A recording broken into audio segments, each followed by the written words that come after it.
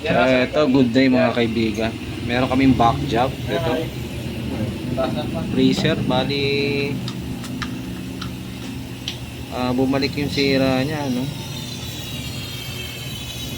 Nabawasan ng langis. Yan, oh.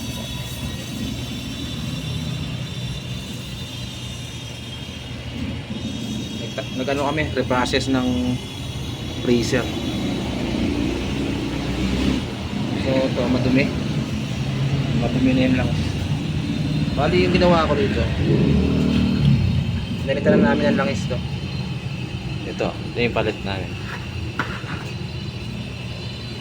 Tapos, ito yung ginamit namin pang cleaning. Nabawasan kasi yung lamig niya, kaya ginawa namin, reprocess na.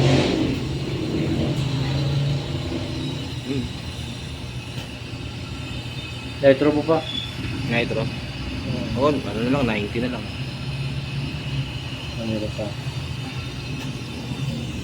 So, bali nitro yung gamit namin. Ito.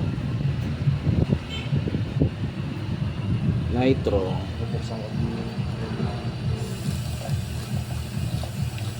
Bukin natin sa kahit mga 90. Ayan, 100 na.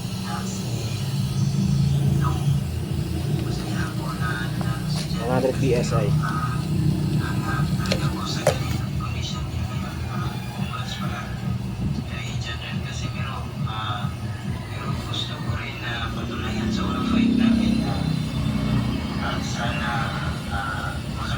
Lakas, no? Yun na, yun na lang bro. Ha? Lakas pa rin. Ito mga kaibigan, bali ang ginawa namin dyan, no, pansin nyo yung kanyang capillary, naglalabas ng langis saka liquid, no, yung ginamitan namin ng 141B, yung kanyang evaporator. Bali nilinis namin yung kanyang evaporator dahil may langis. Yan. So hindi po normal yung magkaroon siya ng langis sa evaporator. Na ang kulay ay kulay ano na, ayan, yellow. Bali mangyayari niya, magbabara yan sa sa capillary o sa system. Bali ang suggestion namin sa may-ari nito, kasi nga nag-back job siya. Pero bago namin ginawa to, niligtas muna namin ng mga 20 minutes. Mapapansin nyo doon sa may hindi ko pala nakuha ng video, no. Bumababa siya konti lang. Konti lang yung binababa niya, siguro mga 2 guhit lang sa gauge.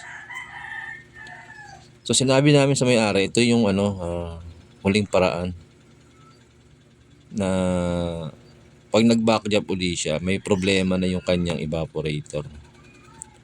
Pero yung ginawa namin, sabi ko, palitan muna na namin ng langis. Kasi karamihan sa mga ganitong freezer, pag inabot na ng mga 5 taon, nakakontaminate na yung kanyang langis, no. Ayan ba? Ayan, nakita niyo mga kaibigan. Yung langis na ipapalit namin, malinaw siya. Ayan.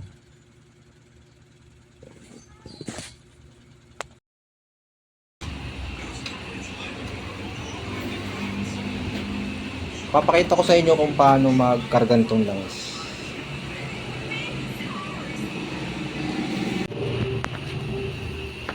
Eto na mga bro, bali yung ginawa namin dito. Inabit muna namin yung compressor, yung wiring, tapos itong suction line, so hindi pa siya nakakabit. Tapos ito yung discharge niya, hindi rin nakakabit yung discharge niya. Okay. Ito.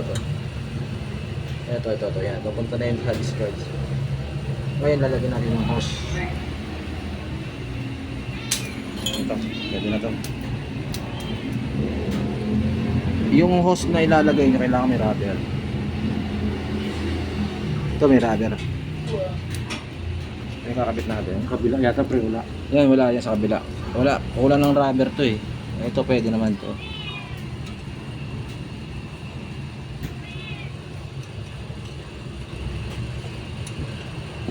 Ayan. Tapos, pandarin natin. Pwede na natin isawsaw yun. Ayan, ito yung langis. Gapon mo nito pre. Sausaw mo. Hawakan mo na lang to pre. Pati itong langis, baka ano. Baka matapon. Ngayon, isasaksak ko siya.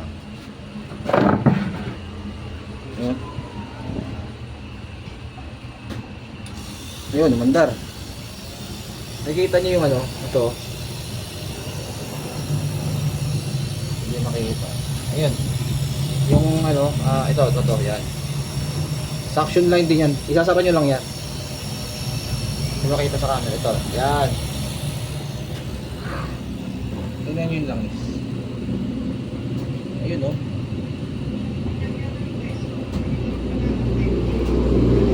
Ayun.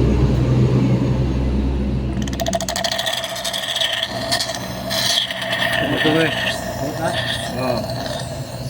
Iangat niyo yung hose sa taas. Yan. Tapos yan, pwede na natin ibunutin saksakan. Yun. Yun lang, yung pagkarga ng langis. So ngayon, sasara na namin to lahat. Then, testing mamaya. 1 hour later. Ito na mga kaibigan, bali tapos na namin ma-vacuum yung freezer, bali ito na. Tingnan natin lamig. Kaya lang nasarado na pala.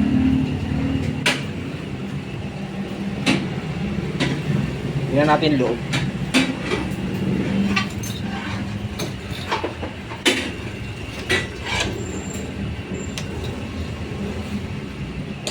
Wait kung tingnan natin loob.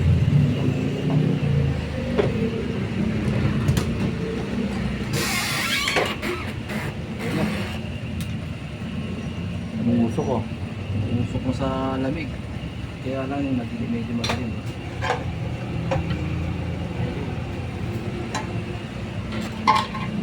Okay na guys yung lamig niya. Umuusok na. Nandito na lang po yung video natin and thank you for watching. And please don't forget to subscribe to my YouTube channel.